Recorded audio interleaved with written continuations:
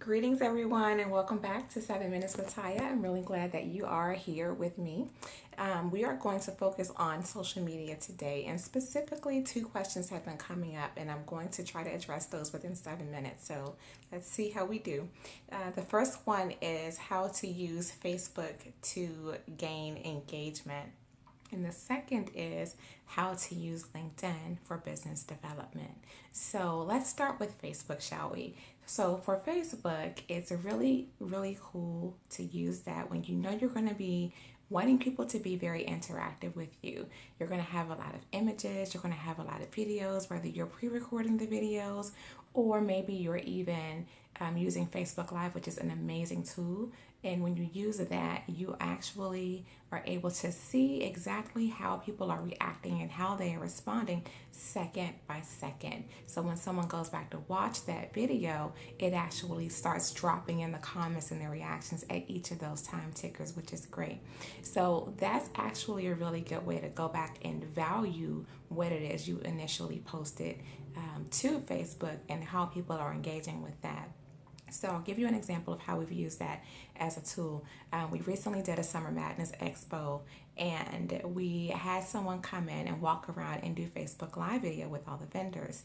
And the vendors actually liked what they were saying so much as they were being captured in the video that they asked to later use that on their own pages. And so we shared that to their page, and now they're using it as an additional marketing tool. But to see that level of engagement where people are coming in and commenting about what each one is saying is priceless. So that's one tool that I want you to keep in mind. The other tool is using the actual Facebook page tool. So we do a lot of events. That's a really helpful tool for me. And we don't necessarily host the event in Facebook. We're simply sharing it in Facebook. So the event is being created in a tool called Eventbrite. Most of you are familiar with that tool. The event's being created in Eventbrite. Thanks to the API in Facebook, we're able to seamlessly integrate that into Facebook. And all we have to do is clean up whatever the formatting might have come across as that wasn't properly imported. And then we can easily share that. We can invite people, and then we can also post it to our fan pages and to our personal profiles. So there's just so much you can do with that. And if you're going to be using paid advertisement, which many of us are, then you're able to also go back and let's say you've got one event that you have coming up. You post that event. You then go back and tell Facebook, I want to invite people from this event and this event. So now you've got a really cool way of staying in touch with people who you may not be Facebook friends with. You may not have their email address, but you do have their engagement from the last events that you've posted. So you're able to garner that and pull them into the event that you're going to be working on next. So that's a really cool way to use Facebook. The other thing that I want to say about engagement there is so many people are recognizing that the Facebook fan pages are not necessarily converting the way that they used to. And so, what I'm seeing some smaller businesses do now is actually dissolve their Facebook fan pages and put people into groups. And that allows people to be more interactive. So, I'll give you an example of how one of my colleagues is using the groups. One of my vendors is actually promoting her clothing. She's got a clothing store.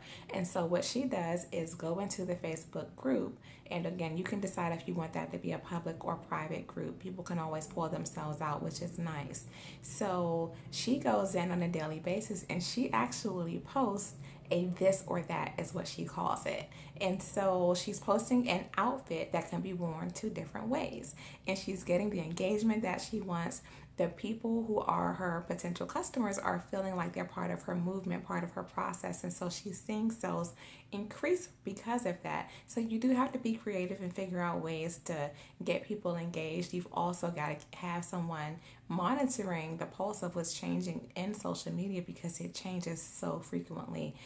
So those are some ways that I am seeing social media or Facebook be used in that regard. Now, moving over to LinkedIn, what I'm seeing there is people are actually using that more as a business strategy tool. So that's where you're going to see people really start talking about what's happening in their industry, what their products and services are all about with a deeper dive, links to their blog posts, any videos they might have that are promoting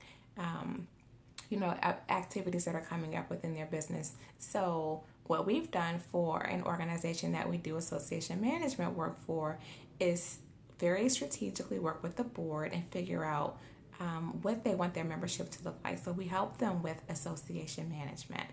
And we are going to be helping them grow their membership list. So what that means is we've figured out what the avatar looks like for their new members, and we have created a campaign for someone to go into LinkedIn every single week and pull a query. Now, most people don't know about the advanced search option in LinkedIn, so I want to talk a little bit about that. The advanced search option is located at the very top of the screen in the center where search is, but to the right of that, you can click on an advanced option. And there you can put in zip code, you can designate the radius from that zip code you want to pull people from. You can go in and you can put in any keywords that's going to pull in specific titles or other content from their profiles. And we are basing this on the type of HR professional that we want this membership to see. So when we go in and do that search every single week, we go through every single individual who's been pulled. We go in and look at their profile and figure out ways to connect with them on a human level. You don't want to just send templated messages to people that feels too salesy. LinkedIn is very opposed to that, and that's why you have to have they have these different degrees of connections, the first degree connection, the second degree connection, and so on and so forth.